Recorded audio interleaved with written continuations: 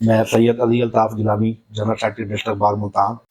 बड़ी मायूसी के साथ ये आज बयान रिकॉर्ड करवाने जा रहा हूँ कि एक्सियन साहब, कैंट अकरम जवेद साहब, उनको काफ़ी दफ़ा हमारे बार के ओहदेदारान ने रिक्वेस्ट भी की और उनके नॉलेज में भी लाए, और इसके ऊपर जो है हमारे सदर साहब और बाकी ओहदेदारान दोस्त और काफ़ी सारे वकला अपना बयान रिकॉर्ड भी करा चुके हैं कि 2022 के अंदर उसामा बहादुर खां ब्लॉक के नाम से एक ट्रांसफार्मर की एप्लीकेशन दी गई और उसकी अमाउंट भरी गई नवंबर के अंदर, तकरीबन जो नियर अबाउट 18-19 लाख रुपए थी। और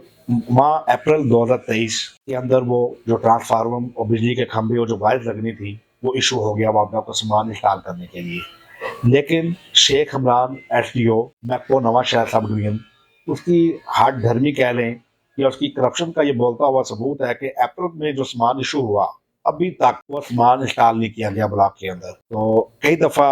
जो है इसको याद दहानी भी कराई गई। अब एक्शन साहब को भी बार बार रिक्वेस्ट के बावजूद उन्होंने उस एसडीओ के खिलाफ ना तो अभी तक कोई इंक्वायरी की है, ना ही उसके खिलाफ कोई एक्शन लिया है, ना ही उसका कोई ट्रांसफर किया है, ना ही उसकी कोई सीट एडजस्ट की है कि कोई और ऑफिसर कोई आए और इस मामले को देखे, और ना ही अभी तक हमें कोई उसका बैक अब दिया है कि वो सामान किधर गया हमारा जो इशू हुआ है, ना ही उसका अभी तक कॉपरेट कर रहे हैं। अगर एक्शन साहब यही मामला रहे तो फिर हम अगले लाहे अमल का तैयार जो ऐलान करेंगे। आपको इतनी बार रिक्वेस्ट ये करने के बावजूद भी अगर आप एक अदारे को इस तरह से आप एक